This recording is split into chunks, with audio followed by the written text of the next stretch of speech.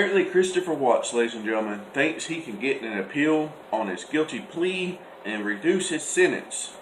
And what do I think about it, ladies and gentlemen? What do I think about it? Well, I'll tell you exactly what I think about it. I think he's just off his rocker and crazy enough to think that it can happen. That's my opinion. I believe in his world where he's sitting at, and he realizes he's got the rest of his life sitting in prison, and he's just 33 years old, getting ready to be 34, and nothing but time on his hands. And of course, you've got these jailhouse lawyers and these jailhouse judges, and they're getting in his ear, somehow, and they're telling him you can do this or you can do that. They're also telling him to stick his head in the toilet and keep flushing. That's where he's going with this. Now, for everybody knows, Christopher Watts had a free attorney during, where he pleaded guilty. He had a free attorney system. So that means Christopher Watts is broke and he's penniless and he doesn't have a dime to his name. And with this civil lawsuit from Shanann's parents, that is guaranteed to keep him broke and penniless.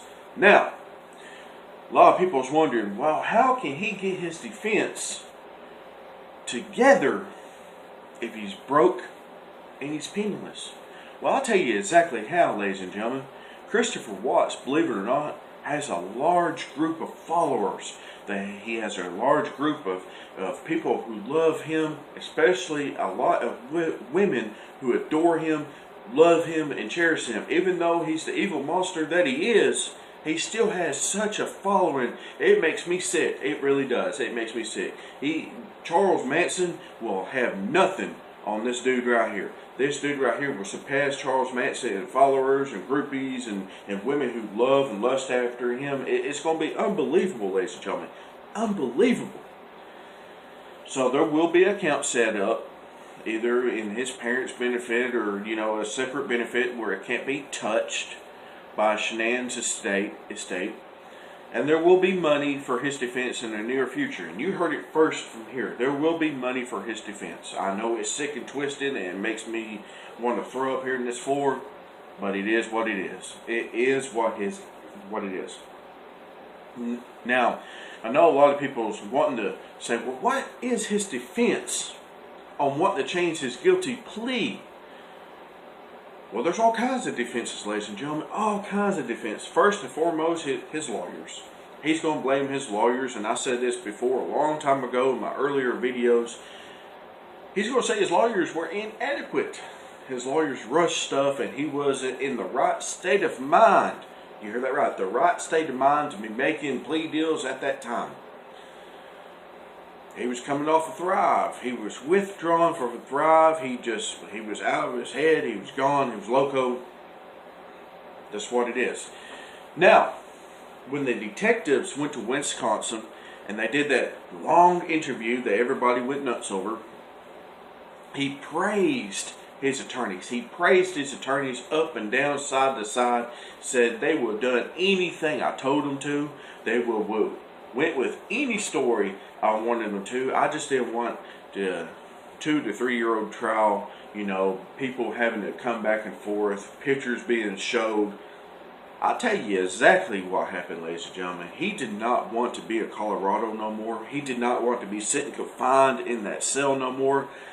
Can't go out more than 30 minutes to bathe and maybe read a book or do whatever.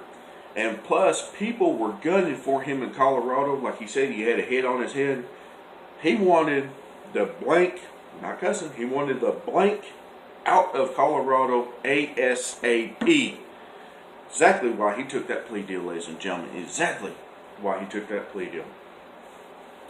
Now, we all know that the media hounds and the media was, they was drooling at the mouth. They was foaming and drooling at the mouth because they was anticipating this big, huge trial. And imagine how disappointed they was, ladies and gentlemen. Imagine how disappointed they was because this, and it still is the next big O.J. Simpson case. No matter how you break it down, look at it, this is the next big O.J. Simpson case. If not O.J., Jodi Arias. Plain and simple. Plain and simple. Another defense he's going to use, again, he's going to say he was manipulated either by Shanann or NK. I truly believe that he's sitting there and he's having all this time to dwell. Everybody's watching these YouTube videos, and you have to know that his family are watching these YouTube videos as well, where everybody is saying that NK had to have something to do with it. And you know, when he's on the phone conversating with his family, you know they're relaying all this back to him. So I truly believe he's going to implicate either NK for this situation, or he's going to say, well, Shanann was the dominant one, I was the meek one, she put me in this state where I didn't know what I was doing, just drew a blank. And if you watched the recording from Wisconsin when the interview, you know, the detectives were interviewing him, he kept saying, I draw a blank. I had no control over the situation. I had no control. I couldn't stop what I was doing. I was like I was in the back watching me do it, yada, yada, yada. So that brings up another defense, ladies and gentlemen. Another defense. That defense is temporarily insanity. He's going to try to bring back temporarily insanity. And was he at that time? I really don't think he was. I think he was in a clear mind state. I think he was on a mission to annihilate his family because he wanted a new life with this mistress, NK. Just my opinion. I don't think he was insanity at all. Because if you watch the interview from NK, the night before, I guess, the polygraph test, and they locked him up or whatever, he was staring blankly at the phone, talking to NK. She was the only thing on his mind. So I believe he did what he did just to start a new life with her, just plain and simple. Another thing, ladies and gentlemen, another defense I think he's going to use is the Thrive patches. And we all know this is going to happen. He's going to throw Thrive underneath the bus. He's going to throw Shanann's work, what she worked so hard for, underneath the bus quickly. And we do see it all over YouTube, and people's already questioning Thrive because Thrive is not an FDA product. All we know about Thrive is Shanann was very passionate, ladies and gentlemen. She was very passionate about selling Thrive, and she enjoys selling Thrive, and that's all we really know. Now, we know people, you know, in Shanann's camps, you know, that, you know, had positive results with Thrive, and Shanann had positive results with Thrive, and she was hoping to continue to thrive while being pregnant with baby Nico and be the first ever to be able to give birth to a healthy baby while being on Thrive. Believe it or not, that was her plan, that was her goal. It was going to take her to the next level of where she was already at, which was already a superstar with Thrive. Now, a lot of people question Thrive. They say Thrive is nothing more about a pyramid scheme of things. A get-rich scheme, or get the company rich scheme, while everybody else pour their hard-earned, you know, hard-earned earnings into this company just to get the top rich. I don't know. But Christopher Watts talked about the Thrive Duo, I guess that's the word, patches, which was the black fat-burning patches that he wore, 1 and 2. And he talked about wearing those patches. That's where he, I guess, lost all that weight, shed all that weight, and he felt like as if he was always, ladies and gentlemen, always working out. He said even on his Apple iWatch, his heart rate was always increased way up here, and he can only get 2 to 3 hours of sleep a night. Now, can you imagine you're on these Thrive burning patches for as long as he was, only getting 2 to 3 hours of sleep? And imagine the toll that it takes on the mind, first of all, because the mind is sleep deprived, all right? The mind is, gone, all right? But then your body is well. You get what I'm saying?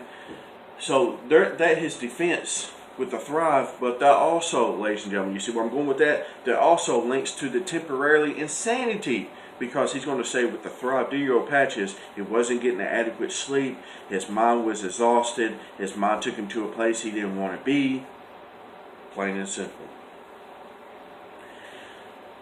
The other defense he's going to use that it was not premeditated. He's going to say, well, if it was premeditated, I would have took her stuff out there to the oil field with her. He said that in the interview from Wisconsin. He would have took her watch. He would have took her phone and just dumped it out there with her.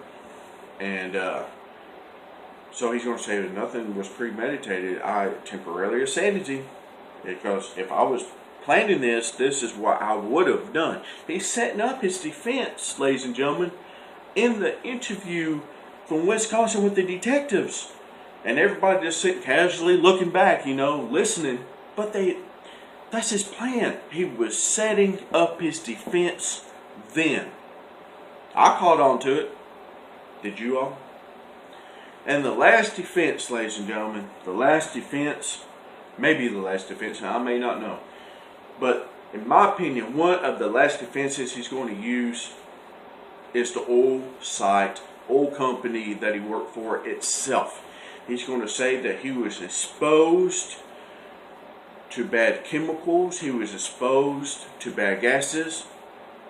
And everybody's wanting to know, well, Mr. Bishop, where is your proof on that? Well, the proof is in the pudding, ladies and gentlemen. The proof is in the pudding, just for the simple fact that NK, his mistress at the time, this is where they supposedly met, had to get new machines that they wore out there, more, I guess, better meters, because their meters was broken that detects these gases and these fumes.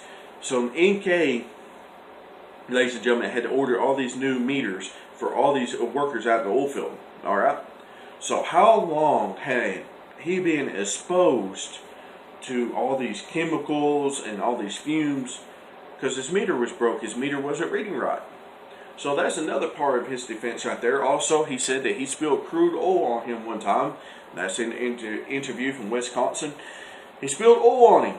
And he said that he drove home with the defrost on and it gave him a headache for 3 to 5 days.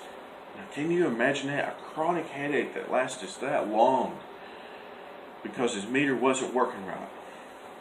So he's going to use the combination of everything I just said, back to back to back to back, to gather his defense on changing his guilty plea, trying to reduce his sentence.